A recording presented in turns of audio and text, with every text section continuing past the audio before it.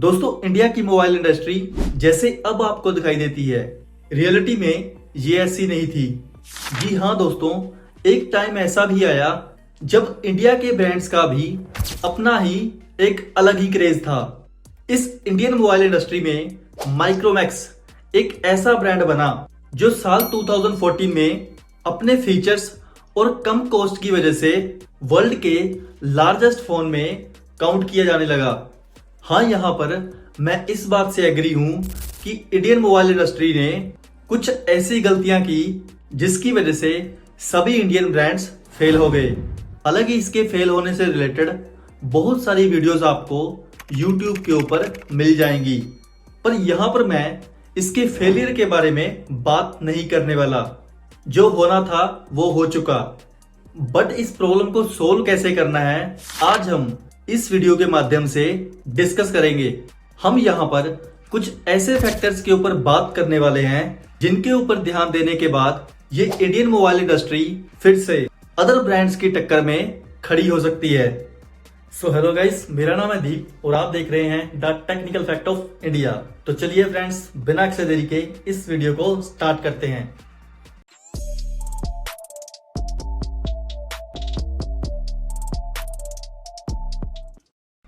दोस्तों, यहाँ पर दुनिया के बेस्ट ब्रांड से कंपीट करने में काफी चैलेंजेस का सामना करना पड़ेगा, क्योंकि Xiaomi, सैमसंग और एप्पल जैसे ब्रांड्स मार्केट में अपनी पोजीशन बना चुके हैं और वहीं पर हमारे लोकल इंडियन ब्रांड्स अभी स्ट्रगल कर रहे हैं। हालांकि ऐसा भी नहीं है कि ये इंडियन ब्रांड्स अदर प्रोडक्ट्स को बीट नहीं कर पाएंगे। इसके लिए इन इंडियन ब्रांड्स को एक स्ट्रेटेजी बनाकर अपनी ग्रोथ के ऊपर ध्यान देना पड़ेगा। आइए जानते हैं कैसे। गाइस, सबसे पहले हम बात करने वाले हैं इनोवेशन एंड एडवांस टेक्नोलॉजी। किसी भी मोबाइल इंडस्ट्री में ये सबसे इंपॉर्टेंट फैक्टर है इनोवेशन और टेक्नोलॉजी का। यहां पर अगर इंडियन ब्रांड्स को ग्लोबल कंपटीशन में जीतना है तो इन्हें इनोवेटिव प्रोडक्ट्स लॉन्च कर रहे होंगे।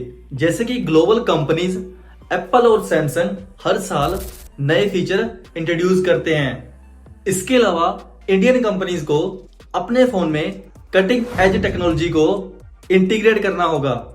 साथ ही साथ AI powered cameras, 5G capability और हाई परफॉर्मेंस प्रोसेसर को इन मोबाइल फोन्स में शामिल करना होगा।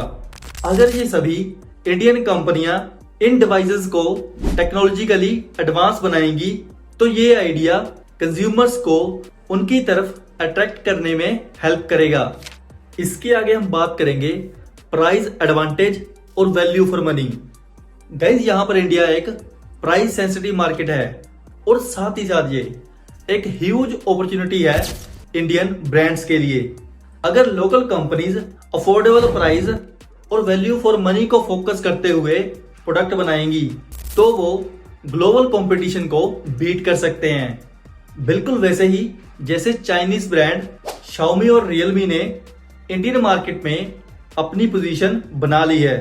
इतना ही नहीं, माइक्रोमैक्स और लावा जैसे इंडियन ब्रांड्स को भी अपने प्रोडक्ट्स में अच्छी स्पेसिफिकेशंस और फीचर्स प्रोवाइड करने पड़ेंगे और वो भी अपने प्राइस को कंपेटिटिव रखते हुए, जिससे कि कस्टमर बेस को इजीली एक्सपैंड किया जा सके।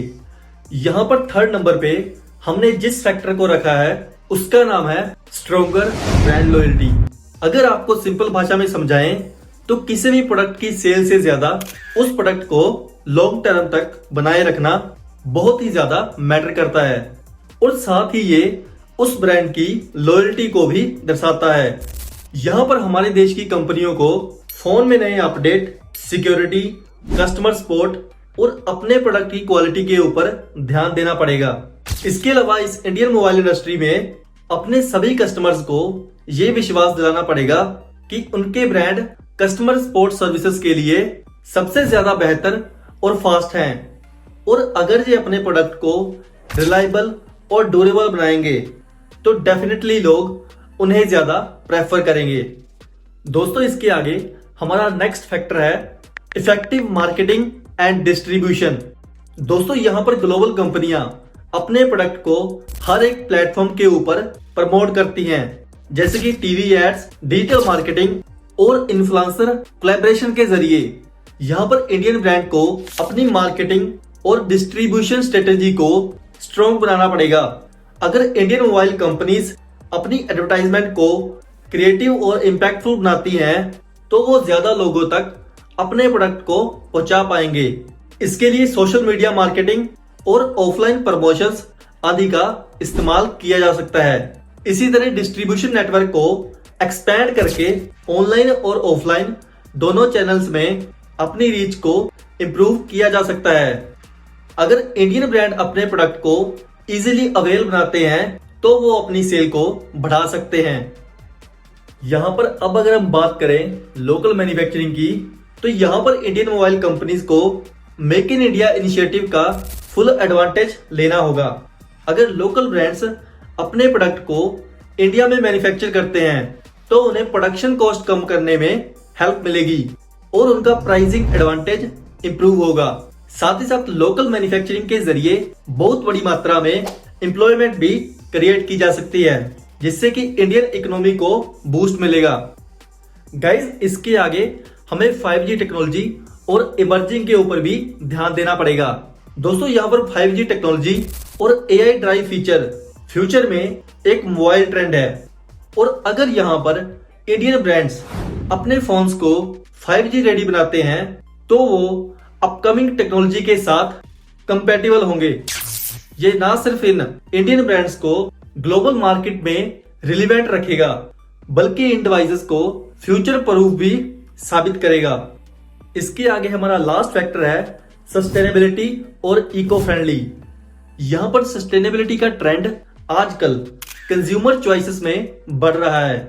अगर इंडियन मोबाइल ब्रांड्स अपने मैन्युफैक्चरिंग प्रोसेस को एनवायरनमेंट फ्रेंडली बनाते हैं और रिसाइक्लेबल मटेरियल को यूज करते हैं तो वो अपने ब्रांड्स को पहले से काफी ज्यादा आगे लेकर जा सकते हैं। इंडियन कंपनीज को अपने फोन्स में सस्टेनेबल प्रैक्टिसेस को इंटीग्रेट करना होगा, जिससे कि वो मॉडर्न और कॉन्सिक्यूसिव कंज्यूमर्स को भी अपील कर सकें।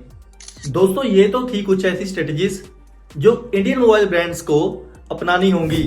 इन सभी की हेल्प से वो ग्लोबल कंपटीशन को बीट कर सकते हैं।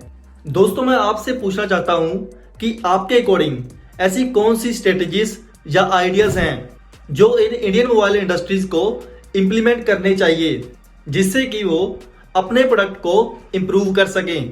आप अपनी राय या फिर कोई भी सजेशन कमेंट बॉक्स में लिख सकते हैं। इसी के साथ ही फ्रेंड्स, अब मैं चलता हूं और जल्दी मिलूंगा एक नई वीडियो के साथ। तब तक के लिए thank you so much. Okay, bye.